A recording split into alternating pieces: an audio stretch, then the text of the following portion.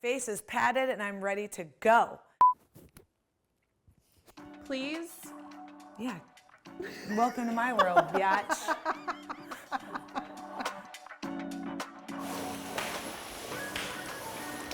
In this episode, we're gonna walk you. Nope, we're You not don't gonna need walk to you. yell either. We got this. In the kitchen, we're gonna talk about. Is that right? In the kitchen. Yeah. Okay, go. In Ready? The kitchen. Go. In this episode, we're gonna talk about the kitchen and its relationship to the bar and the dining room. In the kitchen, we're gonna talk about the cabinetry, the hardware, what we call the jewelry of the space, and Tamber, and what the hell that is. We're also gonna talk about one of our favorite design hacks that really elevates your space, but you have to watch to find out what that is. So hardware is always a really thoughtful decision in the kitchen. It can either be something that is understated and subtle, or sometimes we want the hardware in the kitchen to be what we call the jewelry of the space. And in this case, since we have wood floors and wood cabinets, we kind of needed some jewelry to elevate the look and the aesthetic. But we also considered function. So in these long drawers, we used longer handles, which is usually about 1/3 of the cabinet drawer, to apply our handle. The client really wanted wood cabinetry because wood can be sometimes a little bit more resilient than paint grade cabinets. Paint chips and scratches, and it requires maintenance. So nowadays, a lot of people are going for wood cabinetry because it's more durable and you can't see when you nick the top of your pan or pot against it when sliding it into the drawer. So we like that. But a lot of us have wood floors as well. So this can be a challenge because we don't want to be wood. Some things that we considered aesthetically to make this look good and pull off wood floors and wood cabinetry are a couple things. And here's the first one. The wood floors are 9 times out of 10, they're engineered and they come as is. You don't change the color or the tone of a wood floor. It gets installed and it is what it is. But you have control over your cabinetry. So what we did is we tested stains to help contrast the wood floor with the wood cabinets. But we took it another step and we chose Tamber. This is an example of the doors, super sexy. I haven't seen them yet, but this Tamber is gonna go on the outside wrap of only the island. It's gonna go on 3 sides. It's gonna be complemented by a countertop that's gonna hang over it and stools. So what do I need to think about in this space? How are the stools going to complement the Tamber and not fight it? The stool I select would not have a detailed leg. It's gonna be clean and simple to not compete with the Tamber. But the Tamber that is surrounding the island, I think does a good job of making it more interesting than just a framed cabinet door. Sometimes you just need to turn on your creative juices and figure out different ways to add color and texture. So this is our Tamber. It's a product that ships separately, flat. It's actually malleable, and the best part about it, ooh baby, is it rounds a corner. Love a rounded corner.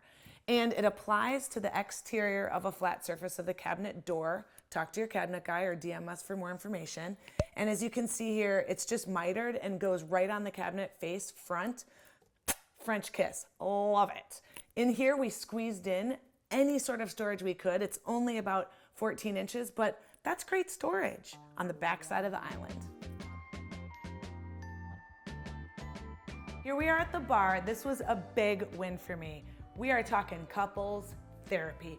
I had suggested that we maybe soften some of the square right angles that appeared in this house that we were given that was a big long rectangle. Let's soften the space and have an arch bar. No, terrible idea. Oh my gosh, no, that was poo-pooed right away, but I kept going and I kept sticking them to it and they finally agreed.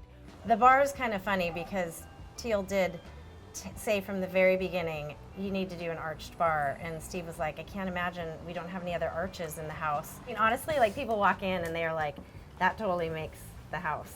And it does, don't you think? I do. It's cool space. Look. Oh my God. Ah. I really wanted to push the envelope and create some softness, and what better way to do it than to create an arch in the bar. The client was like, we have no arches in our home. It's not like we're in a circa 1800 home with arched doorways or what have you, but sometimes in design you just need to take chances And we created this bar as kind of a landing place for something unique and special. A little drama in the color of the cabinetry, a little drama in the soapstone countertop, and some great tumbled tile as the backsplash to have a landing place that was different from the rest of the house. I would say adding arches, circular shapes into the design, especially the hard surface elements, is really one of the secrets to great design. Yeah, it can be challenging for people to imagine it and to picture it, but that's where designers come in. Architecture is one thing, creating the arch, but where you really bring it home is the styling. Tell us about that a little bit and how you do it. Yeah, so styling is actually not so easy if you want to do a really good job. There's a lot of different things that we consider with styling. One is getting older pieces, antique pieces that really add character and give depth to that space. The second thing is you have a modern home, you want to get some modern pieces. The third thing, you want to have some sentimental pieces. You definitely want to look at your bookshelves or your bar and smile, or have something bring that memory back to you that excites you and evokes a feeling. And the fourth thing is we love to style with living things like plants, just because it adds, again, more depth and character and makes it feel alive.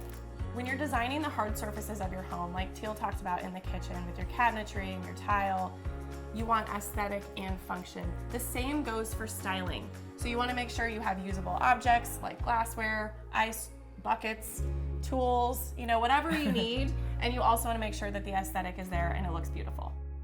Look at what I grabbed. What? For the bar.